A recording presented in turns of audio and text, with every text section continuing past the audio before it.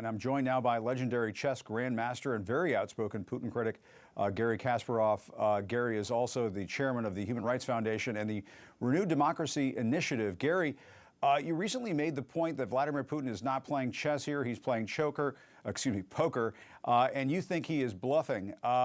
What do you make of what we just saw there in Nick Robertson's report about how they are manipulating their audiences into thinking that because Tucker Carlson is spouting these talking points that there is a decent level of support in the United States for what Vladimir Putin is up to right now? What do you think is his overall end game?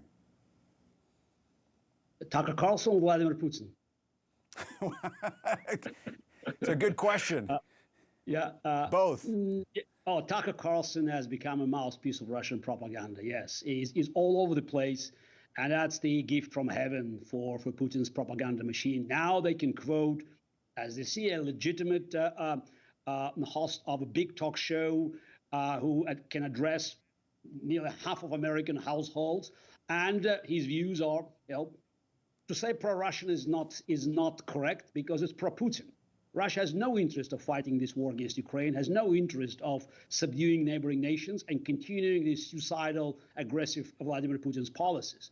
So in the past, we knew people like Tucker Carlson, they were either working directly for certain interest for a communist regime and KGB, or they were useful idiots. Now it's the third option. Tucker Carlson is a Trumpist. And for some reasons, Donald Trump never criticized Vladimir Putin. And it's quite natural for Tucker Carlson to continue this campaign exonerating Putin from whatever he has been doing. Vladimir Putin is a fascist dictator who has been very consistent in his campaign, destroying Russian opposition at home. All people who marched with me peacefully over the streets of Russia, either in jail, killed, or in exile like myself. And also Putin launched campaigns, military campaigns, against any country nearby that wanted to escape from his what he called spheres of influence. And he was very consistent since 2007 when he made his speech in Munich at Security Conference in Europe. So he never retreated from his idea that Russia was in the position to control not only former Soviet republics but also Eastern European nations. And as we know, Putin never limited his ambitions by this part of the world. He was instrumental in propping up Bashar al-Assad in Syria and Maduro.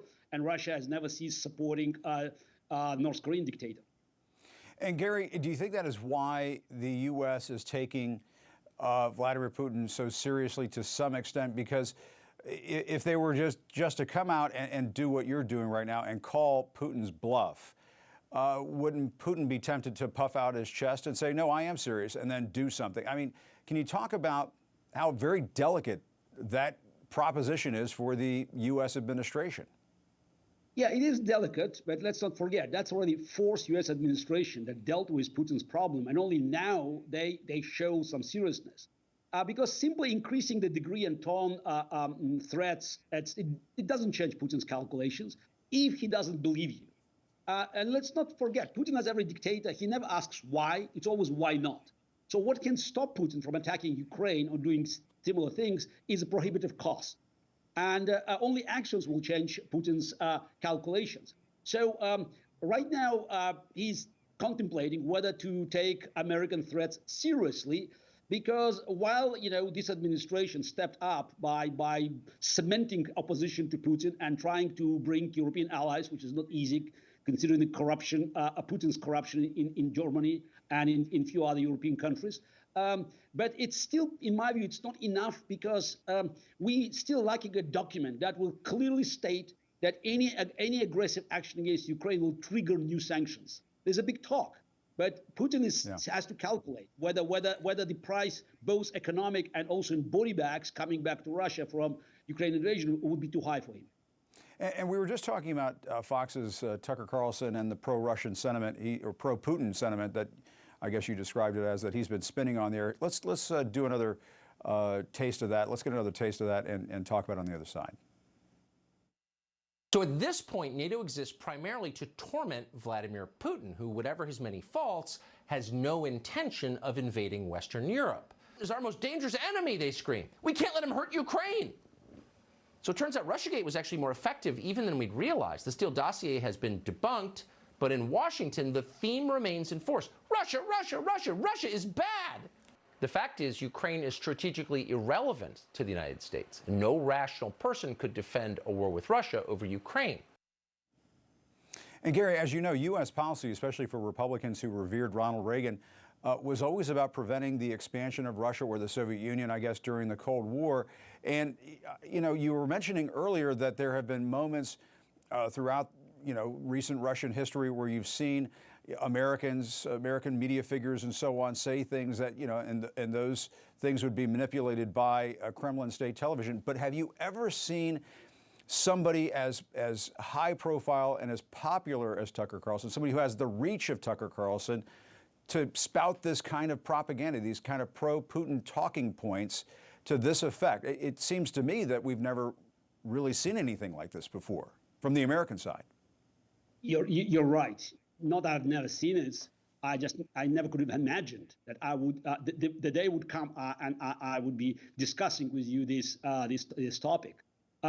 Actually, there's when you look at the Fox News front page, their online version. So you always have Tucker Carlson, but you also have many voices from the past, like, you know, Nikki Haley or Senator Cotton. When I say from the past, those who are using this Reagan's line and criticizing the same administration that Tucker Carlson is blaming for opposing Putin for not being strong on Putin. So it's a classical case of cognitive dissonance or schizophrenia.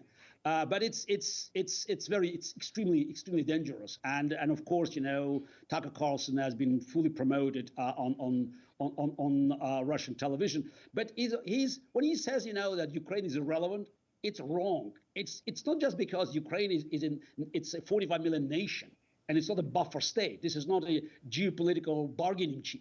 So Ukraine suffered from Russia's violation of international treaty that has been signed numerous times and guaranteed Ukraine territorial sovereignty. It's collapse of Ukraine, and that's Putin's goal: collapse of Ukraine's sovereignty. It will be a challenge or even destruction of the world order that we know since the end of World War II. Yeah, absolutely. Yeah, so that's why it's not Ukraine. If Ukraine falls, right, you know, into Putin's hands, what about Taiwan? Will Tucker Carlson be so aggressive defending Chinese communists? Because now he's critical. But if they attack Taiwan, so that will be another question: is America, you know, in the position to defend it? Yeah. Well, we don't want to see him move on to that part of the world. All right, Gary Kasparov, thank you very much. We appreciate it. Nice talking to you. Thanks for your insights. Thank you very much. Thank you. All right, and coming up.